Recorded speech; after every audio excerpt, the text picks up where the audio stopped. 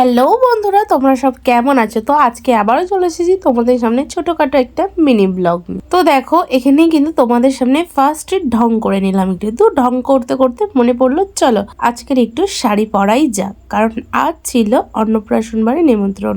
তো সেরকম ভাবে তো শাড়ি পরা হয় না, আর শাড়ি আমি ভালো পরতেও পারি না। শাড়িগুলো আলমারিতে পরে পরে পচে যাচ্ছে, তো তাই জন্যই ভাবলাম চলো আজকে শাড়ি পরা যাক। তো এই শাড়িটা কিন্তু ফার্স্ট টাইম আমি পরছি, এটা পেয়েছিলাম আমার বিয়েতে। তো সেই থেকে কিন্তু আর পরা হয়ে ওঠেনি, পরবো বলে, যেহেতু সচরাচর শাড়ি পরি না, তো আমার একার দ্বারাই তো পসিবল হলোই না। অনেক কেতদারি মারলাম কিন্তু তাও হলো না। তারপরে ডেকে নিলাম মাকে, কারণ মাই পারে একমাত্র শাড়িটা পরাতে। একমাত্র না, মানে আমাকে শাড়িটা পরাতে পারে। আমি তো নিজে অকমেডেন শাড়ি পরার দিক থেকে, তাই মাকে ডেকে নিলাম। মাই পরিয়ে দিচ্ছিল এখানে শাড়িটা। আর দেখো শাড়িটা পরে কেমন লাগছে আমাকে সেটাও কিন্তু কমেন্ট করো। এটা কিন্তু আমি বিয়েতে পেয়েছিলাম। তো প্রায় 4 বছর পরে কিন্তু আমি শাড়িটা পরলাম। 4 বছর ধরে কিন্তু আলমারিতেই পড়েছিল। তো এরকম অনেক শাড়ি আছে যেগুলো পরাই হয়নি, বেসিক্যালি শাড়ি পরি না তাই জন্য। তো কাছাকাছি কোনো নিমন্ত্রণ বাড়ি পড়লে কি পাড়ার কোনো অনুষ্ঠানে বা ফ্যামিলির কোনো কিছু হলে তখন কিন্তু টুকিটাকি শাড়ি পরি, তাছাড়া কিন্তু সেরকম ভাবে শাড়ি পরা হয় না।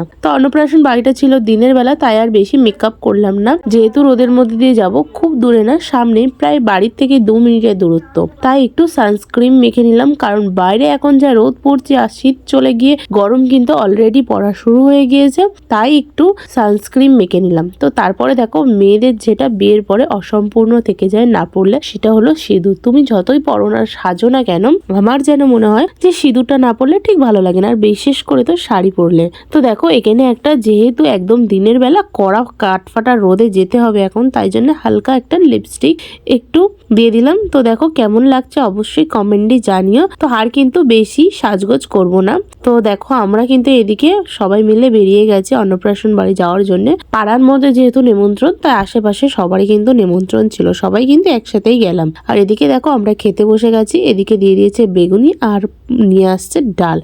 তো খাওয়া দাওয়াটা বেশ ভালোই ছিল। খাওয়া দাওয়া সেরে আইসক্রিম খেতে খেতে কিন্তু গল্প করতে করতে বাড়ি চলে আসলাম। তো ভিডিওটা কেমন লাগলো লাইক কমেন্ট শেয়ার আর চ্যানেলটা সাবস্ক্রাইব করতে কিন্তু ভুলো না, আরও ভালো ভালো ভিডিও পাওয়ার জন্য।